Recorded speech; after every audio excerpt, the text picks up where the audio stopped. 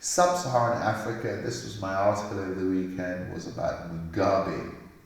Robert Gabriel Mugabe, who had previously opined thus on the occasion of his 88th birthday, "I have died many times. That's where I have beaten Christ. Christ died once and resurrected once." Died in a Singapore hospital. Peter Bukert of HRW said of him, "He was the liberation hero of an era, a poster child for American liberation." Bob Marley played at his inauguration in 1980. Mugabe was without doubt erudite and an intellectual. According to Simon Allison of the Mail and Guardian, Mugabe's secret was that he was always the cleverest person in the room. One of his biographers, Blair, argued that Mugabe shared many character traits with Ian Smith, stating that they were both proud, brave, stubborn, charismatic, deluded fantasists. According to the Black Scholar Journal, depending on who you listen to, Mugabe is either one of the world's great tyrants or a fearless nationalist who has incurred the wrath of the West. Morgan Chandler, I said, he is, on the one hand, the man who liberated our country from the white colonialists, and he is also this man who has murdered and repressed in a dictatorial manner. I say he is the founding father of Zimbabwe, and the problem we have is to save the positive side of his contribution to this country and to let history judge his negative contributions, he added. For me, I find it quite profound that he is quite an old man who has mismanaged his own succession. Mario Vargas Llosa, in his book The Neighborhood, which was a book about Peru in the time of President Fujimori, and then the Dr. Vladimiro Montesinos, wrote, "Something bigger than you and me, power.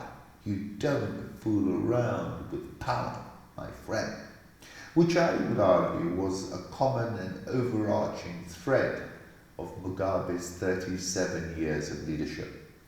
After assuming power, he moved fast to create a de facto one-party state in the early 1980s. He suppressed the Ndebele rebellion in Matabeleland with great brutality. He unleashed the war veterans on the white farmers when Tony Blair's Labour government reneged on promises to provide funds to buy out those same farms. Of course, neither the white farmers, nor Tony Blair, nor the MDC overthrew him. But in a Shakespeare-level outcome, it was his trusted lieutenant, Emerson Mnangagwa, who removed the plug from the socket of political power, Alex T. Magaisa. I've not got the space to dive further into the psychology of the man or the influence of his second wife, Gucci Grace, who actually should have been called Ferragamo Grace because she said her narrow feet meant she could only wear Ferragamo shoes. Jonathan Moyo said, "And meanwhile the people forgot the vision of the liberation struggle. The people were saying, what good is liberation without food?" And this is the point. Mugabe started well, but then presided over the immiseration of his country. GDP per capita has shrunk by a third since the 1980s. Today, Zimbabwe is the region's basket case, and this is a country with a literacy rate of 85%. In the top quintile of sub-Saharan African countries, more than 3 million Zimbabweans have fled, and that's about 1 in 5 Zimbabweans.